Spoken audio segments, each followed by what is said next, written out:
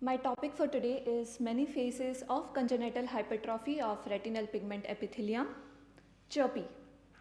CHRPE is a benign hematomatous condition characterized by hypertrophy and hyperplasia of retinal pigment epithelium. Previously published articles either focused on clinical features of CHRPE or its systemic associations such as familial adenomatous polyposis, such as Gardner's syndrome, or its progression to adenocarcinoma. So this actually made us realize a need for more comprehensive study which will aim at analyzing the clinical presentation, systemic association as well as its progression. So we conducted a retrospective consecutive case series which included 70 cases or 78 eyes with CHRPE over a period of 30 years.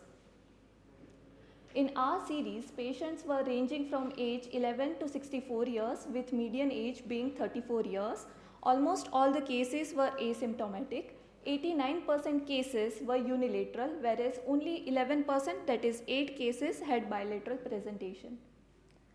CHRPE usually has a pigmented area with an area of a lucent zone. Almost all cases, that is 90%, had flat lesion, and most frequent location was superiotemporal quadrant, seen in 51% of the cases, with median largest basal diameter being 5 mm. Depending on its number and morphology, it can be further divided into solitary, seen in 70% of the cases, grouped, seen in 14% of cases, and atypical, seen in 16% of cases, that is 11 cases. And all these 11 cases with atypical CHRPE were then sent for colorectal colonoscopy, and out of them nearly 50%, that is 5 cases, were detected with familial adenomatous polyposis, which in turn almost always carries a risk of impending colorectal malignancies. All these cases with CHRPE were then followed up for a long time, and out of them 6 cases were diagnosed with RPE adenoma, and out of these 6 cases, 4 cases eventually progressed with RPE adenocarcinoma, which were then treated either with plaque brachytherapy or enucleation depending on its size.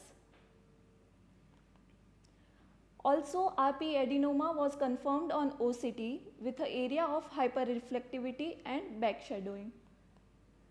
So, previously done studies were mostly retrospective, meaning it were done in cases with familial adenomatous polyposis and presence of CHRPE was detected, whereas our study had the largest sample size to our knowledge, and it was a forward study.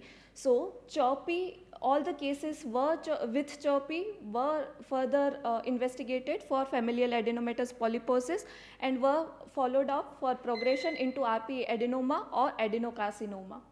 So to conclude, CHRPE can be detected on a routine ophthalmic evaluation by indirect ophthalmoscopy in all the asymptomatic cases. Baseline systemic evaluation for familial adenomatous polyposis, which can significantly improve the life salvage rate in cases for colorectal malignancies by its early detection.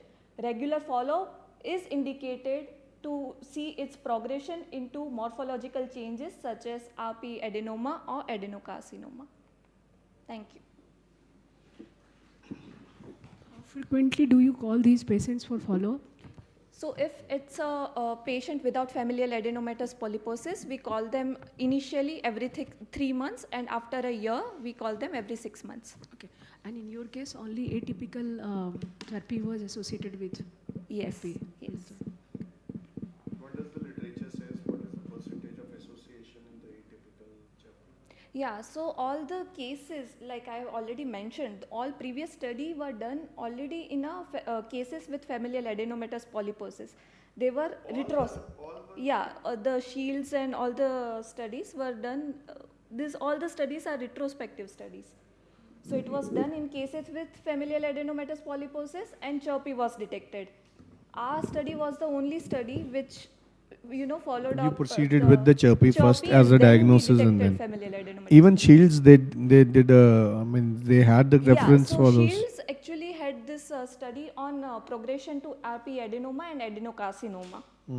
It was not associated with, it didn't focus on familial adenomatous polyposis. It focused on progression to RP adenoma and adenocarcinoma.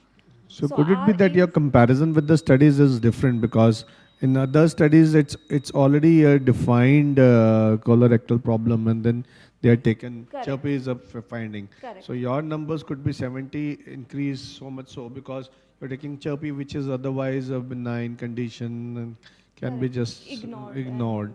So if you would otherwise compare your 11 cases 11 which were cases with having the atypical chirpy, and out of them 6 had only familial. 6 would be actually eligible to be compared with them, isn't it? Yes, sir. That's why this study was study to focus on the progression of chirpy. Progression of chirpy. Progression of chirpy into RP adenoma, adenocarcinoma, and also early detection of familial adenomatous polyposis in otherwise asymptomatic cases. One more observation from this chart, the lesser the number sample size, higher is the mean age group. But in most of the study, the age group is very less, around 30, 30, 45. SEAL study 65, means sample size is skewing it towards the age group also.